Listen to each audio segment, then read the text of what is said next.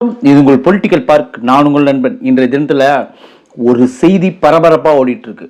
சீமானனை யாராச்சும் அவதூறாக பேசினாவோ, மார்பிங் பண்ண மாதிரி வீடியோக்கள் அல்லது பார்த்தீங்கன்னா ஏஐ வீடியோக்கள் தொடர்ந்து அவதூறு பரப்புற மாதிரியோ இருந்துச்சுன்னா டெஃபினட்டாக ஆக்ஷன் எடுப்போம், அது தப்பு இல்லை அப்படிங்கிற மாதிரி மதுரை கோர்ட்டு சொல்லியிருக்கு. இதுக்கு என்ன காரணம் தெரியுமா? இதுக்கு பின்னாடி இருக்கிற அரசியல் தான் நாம் இன்னைக்கு பார்ப்போம். என்றைக்கும் கோர்ட்டு தீர்ப்பை நம்ம என்றைக்கும் அதை குறை சொல்வதே கிடையாது. ஏன்னு கேட்டிங்கன்னா, அவங்க ஒரு தீர்ப்பு சொன்னாங்கன்னா அது கரெக்டாக தான் இருக்கும். சீமானனை யாரும் அவதூறாக பேசுவதோ அல்லது மார்பிங் செய்து பேசுவதோ அல்லது தேவையில்லாத ஒரு கருத்துக்களை, பொய்யான கருத்துக்களை அவர் மீது வைப்பதோ இதெல்லாம் இருக்கக்கூடாது அப்படின்னு சொல்லி தான் நம்மளும் நினைக்கிறோம். சரி, ஓகே, அது உண்மைதான். எல்லாரும் என்னன்னு பார்த்தீங்கன்னா, என்னதான் இருந்தாலும் அவர் வெற்றி அடைஞ்சாரோ தோல்வி அடைஞ்சாரோ, ஆனால் அவர் தவிர்க்க முடியாத ஒரு தலைவர், அவரை பற்றி நீங்கள் யாரும் பேசாதீங்க அப்படின்னு சொல்லியிருக்காங்க. அது நான் ஏற்றுக்கிறேன். தலை குனிஞ்சு பார்த்தீங்கன்னா அந்த கருத்தை நான் ஏற்றுக்கிறேன். ஏன்னு கேட்டிங்கன்னா, ஒருத்தர் அவதூறு பேசுகிறத நானே அதை விரும்ப மாட்டேன். ஆனால் அவங்க தம்பிங்க என்ன பேசுகிறாங்கன்னு ஒரே ஒரு நிமிஷம் இந்த ஒரு காணொளி சின்னதா பாருங்க. 2 எம்எல்ஏ உள்ளவன், 50 எம்எல்ஏ உள்ளவன், 15 எம்எல்ஏ உள்ளவெல்லாம் போய் எம்எல்ஏ ஆயும் கூட பாத்தீங்களா என்ன சொல்றாரு பாருங்க. 2 சீட்டு 5 சீட்டு வச்சிருக்கிற ஒரு என்ன சொல்றது கட்சிகள் அது பாடியும் சொல்றாரு. பாத்தீங்களா, இந்த மாதிரி சொல்லலாமா? இது தப்பு. இந்த மாதிரி கருத்துக்களை இவங்க பதிவிடுறாங்க. அடுத்தது இப்போ பாருங்களேன், இன்னொரு விஷயத்த, இது மிக முக்கியமான விஷயம். இந்த அதிமுகவிலிருந்து எம்எல்ஏக்கள் போனாங்கல்ல தவைக்காவுக்கு, அவர்களை குறித்து இவர் என்ன சொல்றாருன்னு இந்த வீடியோவும் நீங்க பாருங்க. இன்னைக்கு அதை ரிசைன் பண்ணி மீண்டும் போய் அதிகார ருசிக்காக, அதிகார பசிக்காக இந்த அதிமுக இருக்கிற களவாணி திருட்டு முள்ள மாதிரி முடிச்சு கேட்பார் அத்தனை அங்க போய் சேர்ந்துருக்காங்க. நம்ம என்ன, அதாவது இவங்களை பத்தி நாம அதிகமா விமர்சனம் பண்ண தேவையே கிடையாது. ஆனா இவர்கள் எப்படி விமர்சனம் பண்றாங்க அப்படிங்கறது ஒரு டெமோவை காட்டுறேன். ஏன்னு கேட்டிங்கன்னா, இந்த மாதிரி விமர்சனம் பண்ணும்போது தான் இதை தாங்கிக்க முடியாத அந்த கட்சி தலைவர்கள் அவர்களோட விசுவாசிகள் என்ன பண்ணுறாங்கன்னு பார்த்தீங்கன்னா, இந்த மாதிரி பேசுகிறாங்க. இவர் பரவாயில்லைங்க, உண்மையில இவர் பேசிட்டு இருக்காருல்ல, இவர் பரவாயில்ல. இதோட ரொம்ப மோசமாக முதலமைச்சர் என்று பாராமல் பேசக்கூடிய ஆட்கள் நிறைய பேர் உண்டு. அதைத்தான் நான் உண்மையிலே தப்புன்னு சொல்கிறேன். இன்னொரு விஷயம் தெரியுமா, இவங்க ஒருமையில் பேசுவாங்க. அதை என்ன சொல்கிறது தான் அப்படிங்கிற ஒரு எண்ணத்தில் அவங்க பேசுவாங்க. அதெல்லாம் நீங்கள் பார்த்துருப்பீங்க.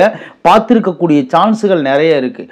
நான் நாம் தமிழர் கட்சி நம்மளுக்கு எதிர்ப்பு அப்படின்லாம் கிடையவே கிடையாது. எந்த கட்சி தப்பு செஞ்சாலும் அந்த கட்சி கேள்வி கேட்குற உரிமை, எல்லா பேச்சுரிமை எல்லாத்துக்கும் இருக்குது. அந்த வகையில் தான் நாங்கள்லாம் கேள்வி கேட்கணும். தவறாக ஒரு வார்த்தை சீமானன் மேலேயோ இதுவரையிலும் பேசிகிட்டு இருக்கிற அவங்க தம்பிங்க மேலேயோ தாவேக்காவை சேர்ந்தவர்கள் ஒரு சிலர் அந்த மாதிரி பேசலாம். ஆனால் எல்லாரும் பேசிடுவாங்க அப்படின்னு மட்டும் தயவு செய்து நினைக்காதீங்க. விஜய் அண்ணனை உண்மையாக விரும்பக்கூடிய யாரும் இந்த மாதிரி பேச மாட்டாங்க. ஏன்னு கேட்டிங்கன்னா, அவர் எடுத்து வச்சிருக்கிற கொள்கை என்ன தெரியுமா நண்பா, நம்ம யாருக்கிட்டையும் டீசன்ட் பாலிட்டிக்ஸ் தான் பண்ணணும், நம்ம பார்த்தீங்கன்னா அவதூறான பாலிட்டிக்ஸ் நம்மளுக்கு வேணாம் அப்படின்னு சொல்லி தான் போயிட்டுருக்காரு.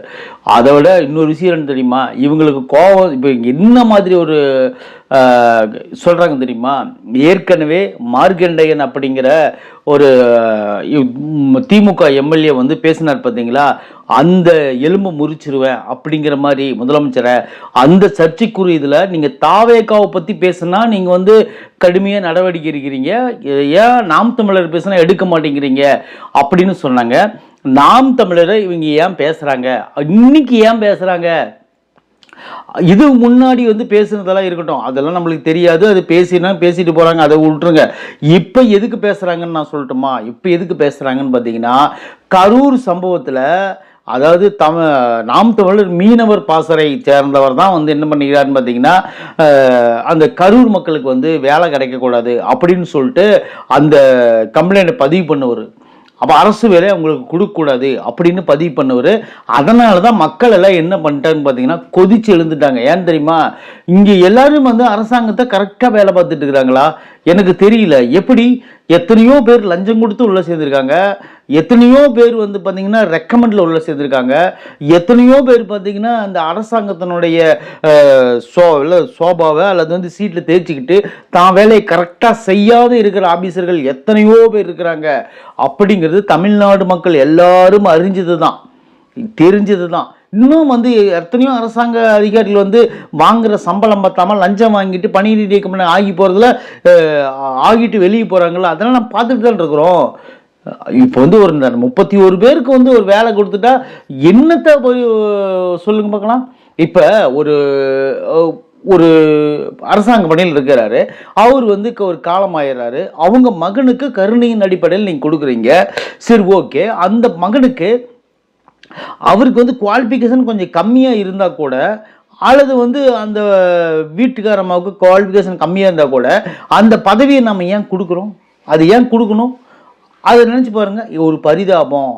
ஏன்னு கேட்டிங்கன்னா, இத்தனை நாள் அரசாங்க ஊழியத்தில் இருந்தாங்க, அவங்க ஃபேமிலியில் ஒருத்தர் இறந்துட்டாங்க, அதுக்கப்புறம் வந்து மீண்டும் அந்த ஃபேமிலி புவர் ஃபேமிலி ஆயிடக்கூடாது அப்படிங்கிறதுக்காக இவங்க என்ன பண்ணுறாங்கன்னா, அந்த அரசாங்க வேலையை அவங்களுக்கு கொடுக்குறாங்க. ஸோ இது கூட்டத்தை பார்க்க வந்து செத்து போன கூட்டம் தானே, இதுக்கு எதுக்கு நீங்கள் அரசு வேலை தரீங்க அப்படிங்கிறது தான் இவங்களோட ஒரே கேள்வி. அப்படின்னா எல்லாத்துக்கும் கொடுங்க அப்படின்னு கேட்குறாங்க. நான் இதில் வந்து லாஜிக் எதிர்பார்க்காதீங்க. அதாவதுன்னு பார்த்தீங்கன்னா, ஒரு கூட்டத்துக்கு போய் செத்து போயிட்டாங்க அப்படிங்கிறத விட, அன்னைக்கு வந்து விஜயகண்ணன் வந்ததுனால தான் அவங்க செத்து போயிட்டாங்க அப்படிங்கிற வந்து ஒரு டாட் வந்து தமிழக மக்களிடையே ஒரு டாட் இருக்கு. அன்னைக்கு வந்து அந்த கூட்டத்துக்கு விஜயகண்ணன் வந்தனால தான் மக்கள் வந்து செத்து போயிட்டாங்க அப்படிங்கிற மாதிரி இவங்க வந்து ஸ்ப்ரெட் பண்ணிட்டு இருக்காங்க. அந்த கூட்டம் அந்த இடத்துல அப்படி கூடும் அப்படின்னு சொல்லிட்டு யாருமே எதிர்பார்க்கல. தாவேகா சார்பில் என்ன சொல்றாங்கன்னு பார்த்தீங்கன்னா, இந்த இடத்துக்கு வந்து சரியானபடி எங்களுக்கு காவல் இல்லை, அதனால தான் வந்து அந்த இடத்துல எங்களுக்கு வந்து அந்த கூட்டத்தை மெயின்டைன் பண்ண முடியல, இதுவும் ஒரு காரணம், அந்த சந்தை தான் எங்களுக்கு ஒதுக்குனாங்க, அதனால தான் இவ்வளவு பிரச்சனை நடந்துச்சு அப்படின்னு அவங்களும் ஒரு பக்கம் வாதம் எடுத்து வைக்கிறாங்க. ஸோ நான் என்ன சொல்லுவேன்னு பார்த்தீங்கன்னா, எத்தனையோ பேர் லஞ்சம் கொடுத்து போர்ஜரி பண்ணி நிறைய இடங்கள்ல வாழ்ந்துட்டு இருக்கிறாங்கய்யா. ஒரு 31 பேர் என்னையா ஆயிரப்போகுது? ஆளுக்கு ஒரு பக்கம், ஏதோ ஒரு பக்கம் வாழ்ந்துட்டு போறாங்க. அந்த குடும்பம் வாழ்ந்துட்டு போகுது. இப்போ என்ன அது அப்படிதான் விஜயன் கொடுத்தாரு. எத்தனையோ பேர் இப்படி இருக்கிறாங்க. நல்லவர்களும் அரசாங்க அதிகாரிகள் நிறைய பேர் இருக்காங்க. 90% நல்லவர்கள் இருக்காங்க. ஏதோ ஒரு 10% அங்கங்க இருக்கிறாங்கல்ல, அவங்க தான் செய்கிற மோசமான செயல்கள் தான் இந்த மாதிரி மொத்த கவர்மெண்ட்டையும் நம்ம குறை சொல்ல வேண்டிய ஒரு கட்டாயத்துக்கு ஆரம்பத்திலிருந்தே எல்லாம் தள்ளப்பட்டு இருக்கிறாங்க. ஒரு சில அதிகாரிகள் மட்டும்தான் லஞ்சம் வாங்கிட்டோ அல்லது வந்து பார்த்தீங்கன்னா அவங்க தொடர்ந்து இந்த மாதிரி பண்ணிட்டு இருக்கிறாங்க. சரி ஓகே, இந்த வேலைக்கு வந்து கொடுக்கக்கூடாது அப்படின்னு சொன்னதுனால தான் சீமானன் மேல் வந்து குறைஞ்சபட்சம் எல்லாரும் இப்போ கோபத்தில் இருக்கிறாங்க. அதுவும் ஒரு காரணமாக பார்க்கப்படுது. அதனால தான் மக்கள் வந்து அவரை வந்து ரொம்ப இதை பண்ணுறாங்க. அதை தாங்க முடியாமல் தான் இப்போ என்னாச்சுன்னு பார்த்தீங்கன்னா, மதுரை கோர்ட்டு ஒரு ஆணை பிறப்பிச்சிருக்காங்க. சீமானனை யாரும் விமர்சித்தாவோ மற்றபடி யாரும் வந்து அவதூறாக பேசினாவோ உடனடியாக நடவடிக்கை எடுக்கப்படும் சொல்லிக்கிறாங்க. ஆக மொத்தம் இவங்க தம்பிங்க தொடர்ந்து இப்படியே தான் பேசிட்டு இருக்காங்க. இந்த தீர்ப்பு வந்ததுக்கு அப்புறம் தான் இந்த தம்பி இப்படி பேசியிருக்காரு அப்படிங்கிறத நான் இப்போ சொல்கிறேன் பாருங்களேன். இப்படி வந்து பேசலாமா அப்படின்னு சொல்லிட்டு நீங்களே சொல்லுங்க. நீங்கள் சொல்லுங்க, அது கரெக்டாக இருந்துச்சுன்னா நானும் வந்து சொல்கிறேன். ஏன்னு கேட்டிங்கன்னா, இது வந்து கரெக்டாக இல்லையான்னு சொல்லிட்டு எனக்கு தெரில. ஏன்னு கேட்டிங்கன்னா, இவங்க எப்படி சொல்கிறது, ஒருதலை பட்சமாகவே சில நேரங்களில் வந்து நம்ம என்னதான் வந்து உண்மையை பேசினா கூட திடீர்னு வந்து ஒருத்தன் பொய் பேசுவான், அதை நம்பிடுவாங்க. அந்த மாதிரி தான் வந்து பார்த்தீங்கன்னா, நம்ம என்னதான் வந்து உண்மையை உறக்க சொன்னாலும் கூட திடீர்னு பொய் அப்படிங்கிற ஒரு பிம்பம் வந்து நம்மளோட உண்மையெல்லாம் உடச்சிரிஞ்சிட்டு போகும்போது மனசு வலிக்கும் பாருங்க. அதுதாங்க அரசியல். சரி ஓகே, பார்ப்போம், தொடர்ந்து பேசுவோம். ஏன்னு கேட்டிங்கன்னா, நம்ம யாரும் அவதூறாக பேசுறது போகிறது கிடையாது, அவமதிப்பாக பேச போகிறது கிடையாது. இதே இவங்க பேசுகிற மாதிரி அவங்கன்னு சொல்லிட்டு நம்ம பேச போகிறது இல்லை, அவன் சொல்லி பேச போகிறது கிடையாது. நம்மளுக்கு என்றைக்கும் சீமானன் தான், விஜயகண்ணன் தான், அண்ணாமலை அண்ணன் தான், சூப்பர் ஸ்டார் ரஜினிகாந்த் தான். இது இப்படி போல் ஐயா ஸ்டாலின் அவர்கள், எடப்பாடி பழனிசாமி அவர்கள் ஐயா அப்படிங்கிற வார்த்தை தவிர நம்ம வந்து யாரையும் அவதூறாக பேசணுங்கிற அவசியம் நம்மளுக்கு கிடையாது. அந்த மாதிரி பேசக்கூடிய சேனல் நம்மளுக்கு கிடையாதுன்னு சொல்லிட்டு இந்த வீடியோவை நான் இதோடு முடிச்சுக்கிறேன். நன்றி, வணக்கம்.